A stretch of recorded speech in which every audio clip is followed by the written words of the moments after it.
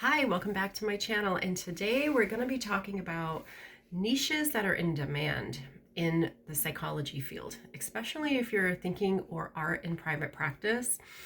These areas are definitely in high demand, at least in the state of Massachusetts. So in no particular order, let's go through the list. The first one is dissociation. I figured out a couple of years ago that so many people suffer from dissociation and they don't even know it. Things like derealization and depersonalization disorder, where there's a sense of detachment or numbing or tunnel vision, or your surroundings seem strange and off. It's basically a perception issue. And it stems from emotional overload and probably a history of adverse experiences where the body just has difficulty processing emotional information because it feels overwhelming. So any of the dissociative disorders is in high demand. Number two, neurodivergent. Definitely in demand. We're talking autism, we're talking ADHD, stuff like that. They really do deserve a therapist that's trained in neurodiversity. So that is number two. Number three is chronic medical conditions. So decades ago, they came out with a study to assess childhood adverse experiences. So basically traumas, whether it's big T trauma, small t trauma, chronic adverse experiences, that those wounds are unhealed and over time develop into medical issues. So there's a very strong correlation.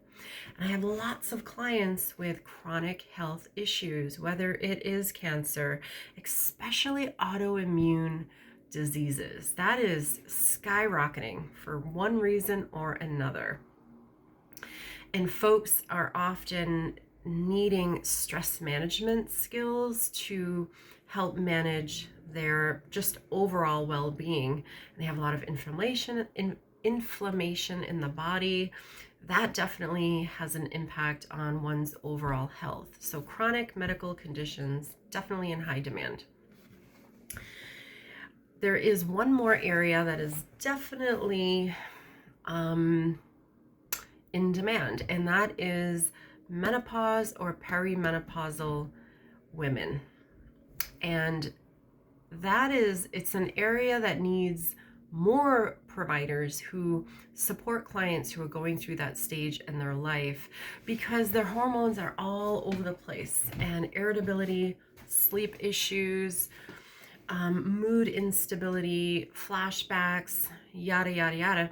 And it just takes a toll on one's mental health. And so that is a growing area in demand.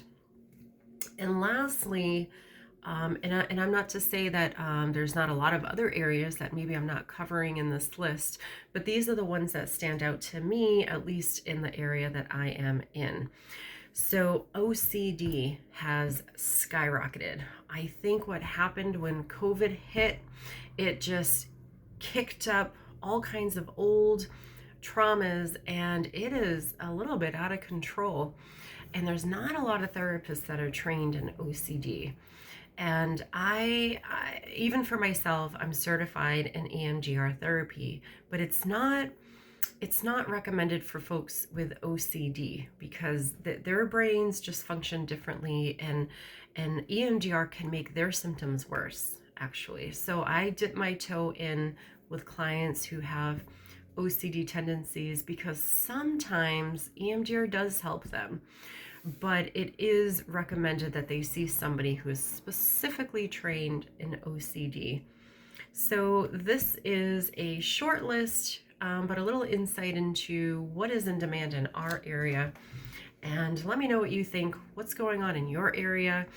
Am I missing one that you think should be on the list? And give me your feedback about that. So thanks for watching. And again, see you next time.